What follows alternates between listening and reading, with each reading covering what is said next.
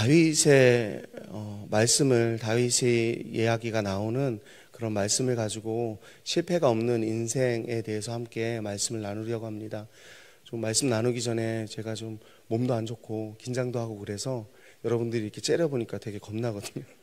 그래서 자위에 있는 분들하고 좀 인사하셨으면 좋겠습니다. 감기 조심하세요. 감기 조심하세요. 네, 감기 조심하세요. 네. 하나만 더 해볼까요? 실패 없는 인생 되세요. 네, 실패 없는 인생 되세요. 네. 오늘 다윗의 이야기를 나누려고 합니다. 다윗은 우리가 잘 아는 것처럼 지금 이스라엘 백성들, 지금 현재 이스라엘 백성들이 가장 존경하는 왕, 역대 왕 꼽으라 그러면 당연히 다윗을 꼽고요. 그리고 우리 아이들에게도 물어보면 다윗 왕이 굉장히 많이 나올 거예요. 그만큼 여호와의 마음에 합한 자라는 그 이름에 걸맞게 다윗 왕은 참 멋진 인생을 살았던 왕인 것 같습니다. 그런데 우리가 잘 아는 것처럼 다윗 왕이 실패가 없었던 왕인가요? 그렇진 않죠. 다윗 왕은 참 실패가 많았던 인생입니다. 참 고비도 많았고 죽을 고비도 많이 넘기고 어려서부터 고난과 정말 어둠 가운데서 살았다고 해도 될 만큼 7명의 형제가 있는데 그중에 막내면 가장 사랑을 받아야 함에도 불구하고 가장 무시당하고 가장 외면당하고 가장 처우가 가장 약했던, 그래서 그냥 하인들이 돌봐도 되는 양을 돌봤던 그런 아들이었단 말이에요. 그렇게 인생을 살다가 우연히 하나님이 다윗을 선택해 주셨어요. 다윗이 선택할 만한 이유가 있어서가 아니라 그냥 하나님이 선택해 주셨거든요. 하나님이 다윗을 선택해 주시고 다윗에게 기름을 부어 주셨어요. 아, 이제 다윗의 인생이 탄탄대로라고 생각해야 되는데 우리가 그 뒷이야기를 모른다라면 당연히 이제는 탄탄대로겠구나 이렇게 생각할 텐데 그렇지도 않은 것 같아요. 골리앗을 만나 승리했음에도 불구하고 모든 백성들이 사울은 천천히요 다윗은 만만이라 이러면서 다윗을 왕으로 막 왕보다 더 높이 띄워줬음에도 불구하고 그의 인생은 암흑으로 다시금 빠져듭니다. 우리가 아는 것처럼 사울 왕이 시기해서 그가 도망자의 인생을 13년 동안이나 모든 청춘을 다 도망자의 인생으로 허비하게 됩니다. 그러고 나서 잘 풀렸나? 그러고 나서 이제 우리가 아는 것처럼 유다의 왕을 7년을 보내고 나서 20년 후에 예루살렘 통합 왕이 되고 그리고 나서의 이야기가 지금의 이야기입니다. 굉장히 어려운 시간을 지나온 인생. 그런데 왜 제가 오늘 실패 없는 인생이라는 제목을 지었을까요? 왜 그가 실패 없는 인생이라도 얘기해도 될 만큼 그의 인생은 그런 인생일까요? 그의 그럼 하반 그의 인생 왕이 되고 나서 통일 왕국의 왕이 되고 나서 그의 인생 그럼 탄탄대로였나요? 그것도 아니잖아요. 우리가 잘 알잖아요. 그의 인생이 그렇게 잘 나갈 때 그 자신의 충성스러운 부하 우리아의 아내 밧세바를 범하면서 범죄를 하고 그 범죄로 인해서 자녀들이 탈선하고 자녀들이 하고 막 그렇잖아요. 막 그러고 막 아버지를 쫓아내가지고 또 아버지가 또 도망자의 인생을 보내고 참 순탄치 않은 인생인 것 같아요. 그런데 오늘 그의 인생이 실패 없는 인생이다라고 이야기를 할 수 있는 내용이 오늘 나온다라는 거죠. 왜냐하면 하나님께서 오늘이 아니죠. 이 승리를 하고 있는 이 다윗 왕이 하나님에게 저만 이렇게 편한 왕궁에서 지내는 게 너무 마음이 불편해요. 제가 하나님 성전을 좀 지어드리고 싶습니다라고 그렇게 기도할 때 그에게 언약이라는 걸 주시죠. 너의 후손에 영원히 이르는 왕이 나올 것이다. 너의 후손에 너만 이제 왕으로 내가 너에게 보호해주고 함께해주고 너의 인생을 인도해주는 것으로 끝나는 게 아니라 너의 후대에 이제 영원히 이르는 왕이 태어날 것이다. 예수님을 보내줄 약속을 받은 왕이라는 거죠. 이거보다 더 좋은 언약이 어디 있겠어요? 그의 후손 중에 예수님이 탄생하신단 말이에요. 그걸 약속해 주셨어요. 이미 그의 인생은 끝났어요. 그 약속을 듣는 순간 그의 인생은 어떻게 돼도 상관없는 거예요. 그의 인생이 그 이후에 아무리 고난이 그에게 찾아온다고 할지라도 이제 그의 인생은 완전히 끝난 인생이 됐다라는 거죠. 왜냐하면 이미 예수님께서 그의 후손에 오시겠다는 약속을 받았기 때문입니다. 그 약속이 그냥 친구의 약속도 아니고 그냥 좀 잘 나가는 회사 대표의 약속도 아니고 대통령의 약속도 아니고 천지 만물을 창조하신 하나님께서 약속하신 약속이라면 우리가 믿을 수 있어야 되지 않겠냐라는 것입니다. 그래서 다윗은 실패가 없는 인생이 되었습니다. 여러분 이 사실을 믿으십니까? 아멘이시죠? 그러면 다윗만 그런가요? 다윗의 시대에는 하나님을 만나거나 하나님께 언약을 받는 사람들이 우리가 아는 것처럼 극소수였어요. 그죠? 아브라함으로부터 시작해서 아담도 있고 하나님이 만나주시고 내가 너와 함께 하겠다라고 언약해 주신 그 언약 받은 사람들이 정말 손에 꼽을 정도로 극소수였다고요. 그런데 예수님이 십자가에서 모든 걸 이루시고 난 지금 이 시간은 어떤가요? 그 다윗의 약속과 똑같은 약속을 저와 여러분 우리 모두가 받았다는 사실을 믿으시길 바랍니다. 우리가 약속을 받았어요. 이미 성취했어요. 이미 끝났어요. 우리 인생은 다윗이 실패 없는 인생이라고 제가 선언했던 것처럼 우리 인생도 이제 실패 없는 인생이 되었다라는 것입니다. 이런 관점으로 오늘 말씀을 살펴보려고 합니다. 제가 좀 분수 같지만 아들 자랑을 좀 하려고 합니다. 얼마 전에 우리 아들이 태권도 격파 시합을 나갔어요. 근데 동메달을 따왔더라고요. 대단하죠? 네. 9살인데 동메달 따왔어요. 참여 인원은 7명이었습니다. 7명 중에 3등이면 대단한 거 아닌가요? 잘 나가는 것 같아요. 우리 아들 자랑하려고 한 건 아니고 우리가 인생을 살아가면서 어린 시절부터 여러 가지 시합과 여러 가지 콩쿠르나 여러 가지 대회나 이런 것들을 나가고 또 지금 수능을 이제 내일 수능이에요. 수능을 앞두고 있는 여러 가지 시험들을 보잖아요. 그런 시험들을 볼 때 특이한 게 있어요. 내일 수능인데 며칠 전부터 그 전부터 발 뻗고 자는 학생들이 생기기 시작했어요. 어떤 학생들일까요? 응? 시험에 안 보는 학생, 맞아요. 시험 안 보는 학생도 발 뻗고 자죠. 시험을 보는 학생 중에서는 이미 합격한 학생들, 수능을 안 봐도 되는 학생들이 있어요.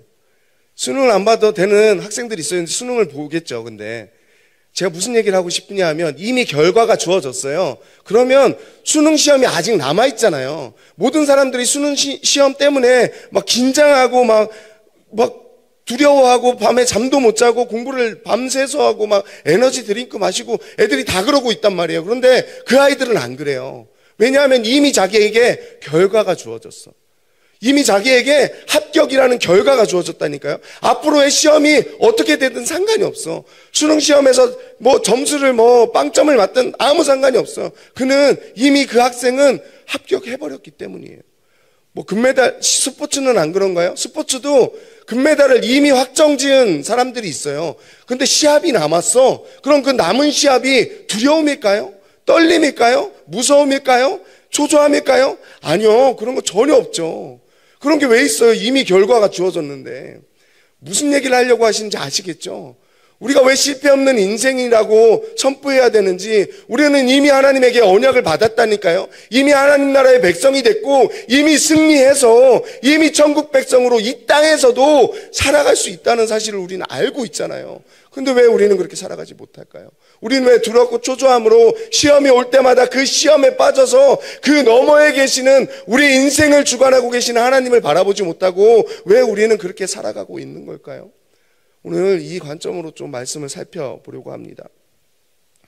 이런 관점으로 우리 실패 없는 인생이 된 지금 다윗을 살펴보면요, 첫 번째는 하나님께 맡기는 인생이 되었다라는 거예요.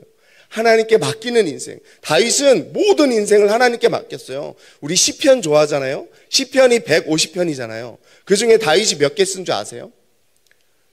다들 아시겠죠?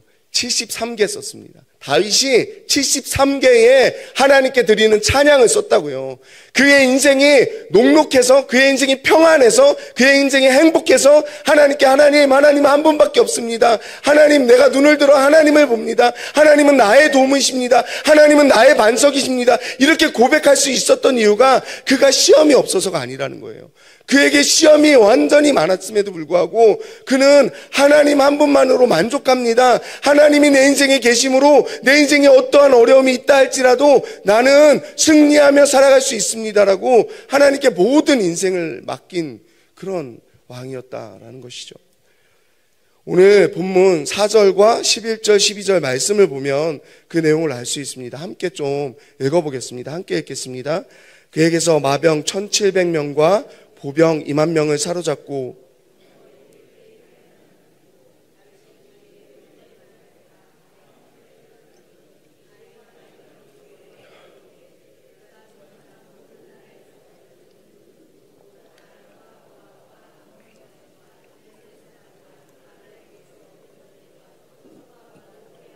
하다데셀에게서 노력한 것과 같이 드리니라.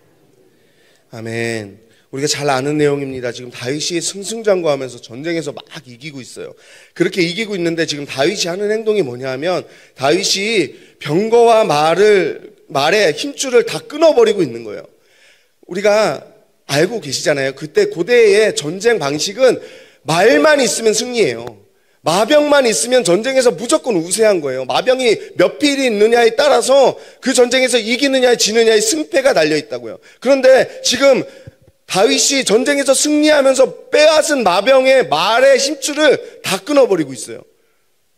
무슨 얘기예요? 지금 전쟁이 안 남아있나요? 아니요. 전쟁이 계속 해야 돼요. 그럼 말이 많으면 무조건 승리하는데 왜 말의 힘줄을 끊을까요? 물론 하나님의 계명이 있긴 있어요. 왕이 된 자들은 마병과 이런 것들을 많이 두지 말라는 계명을 지킨 것이기도 하지만 지금 전쟁을 앞두고 있다고요. 계속 전쟁을 해야 된다고요. 그러면 어떻게 해서든지 말을 많이 모아서 다음 전쟁에서 이기고 또 이기고 또 이기고 전쟁을 다 이기고 나서 말의 힘줄을 다 끊어도 되는데 지금 다윗은 그렇게 안 하고 있다고요. 다음에 전쟁에 질 수도 있음에도 불구하고 다윗은 말의 힘줄을 다 끊어버리고 있어요. 왜요? 이 전쟁은 내 전쟁이 아니야. 이 전쟁은 내가 이겨내야 되는 전쟁이 아니야. 이 전쟁은 오로지 하나님이 하시는 전쟁이야. 이걸 믿었기 때문에 끊을 수 있다라는 것입니다.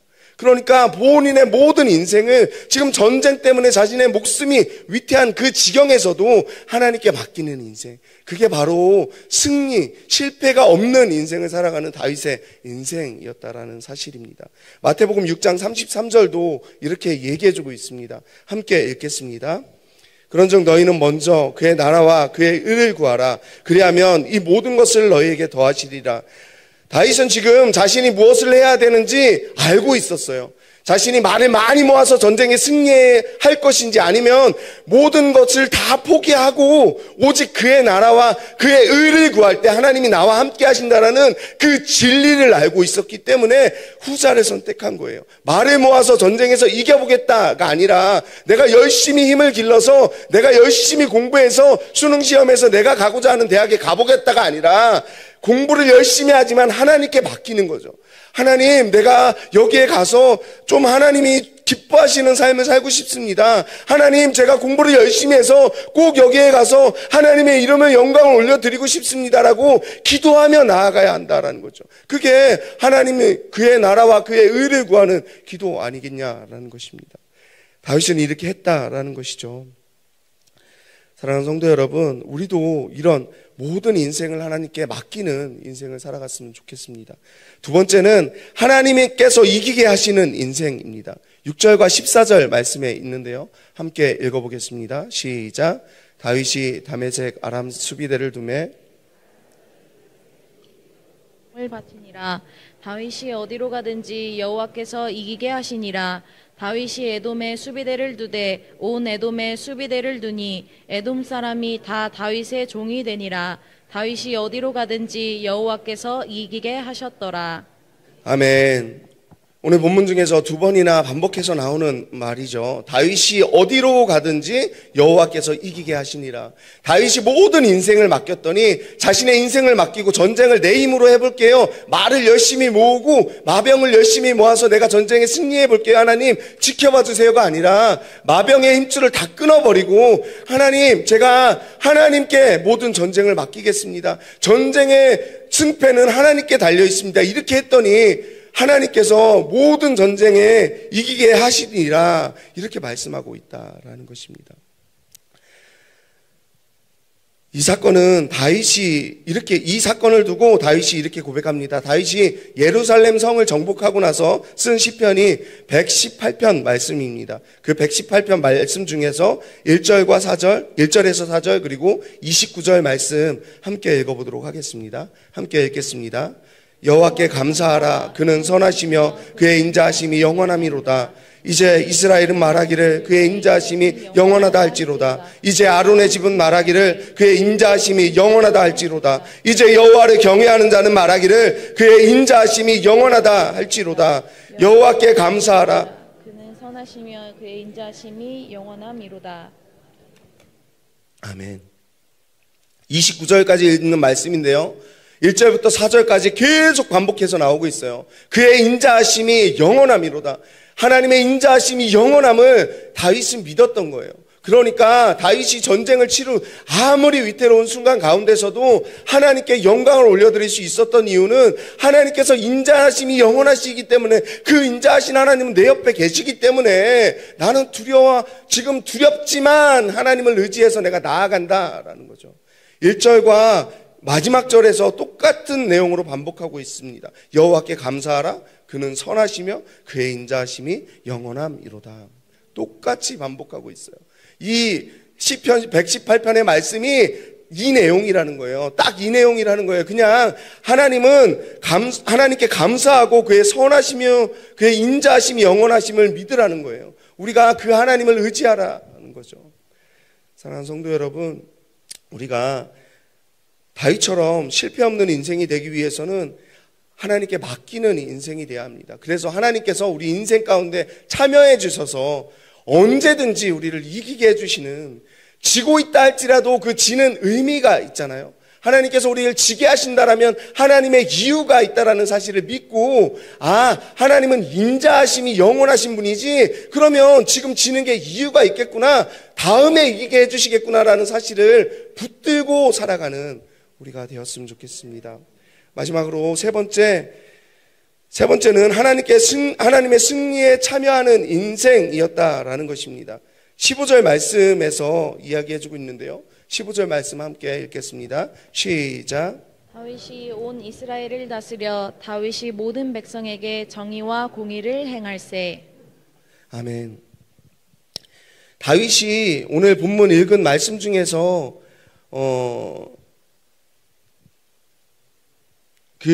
그가 취했던 모든 금은과 그 전쟁에서 추구했던 그 모든 것들을 여호와께 드렸어요. 왕이니까 본인이 다 챙겨도 되는데, 왕이니까 그거 가져도 아무 이상이 없는데, 전리품들 모든 거, 금은 모아 전리품들을 모두 수거에다가 하나님께 올려드렸어요. 왜냐하면 하나님이 주인이시니까 하나님이 받으세요 하고 올려드렸어요. 그래서 하나님의 승리에 참여하는 자가 되었다고요. 근데 15절에서는 그 결과가 나오는 거예요. 그렇게 인생을 살았더니 그의 인생이 하나님이 기뻐하시는 정의와 공의로 백성들을 다스리는 인생이 된다라는 것입니다.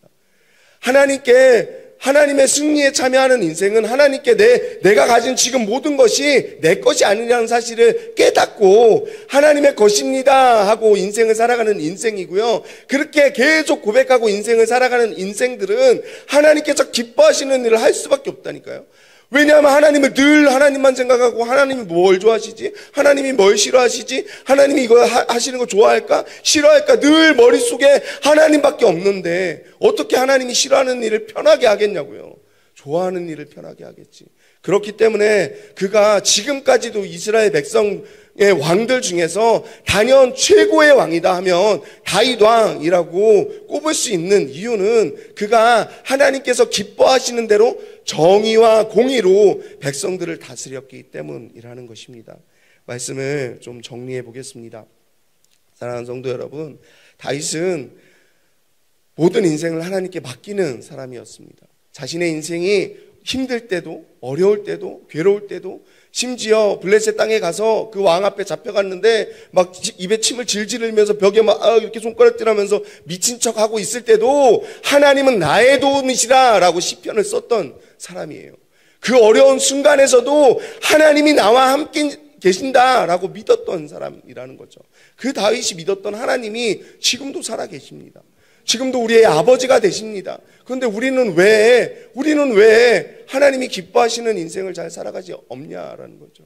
우리는 왜 두려운 문제가 있을 때, 시험이 올 때, 그럴 때마다 그 시험에 빠져서 그 너머에 계시는 하나님을 바라보지 못하고 초조하고 불안하고 떨리는 인생을 살아가냐라는 거죠.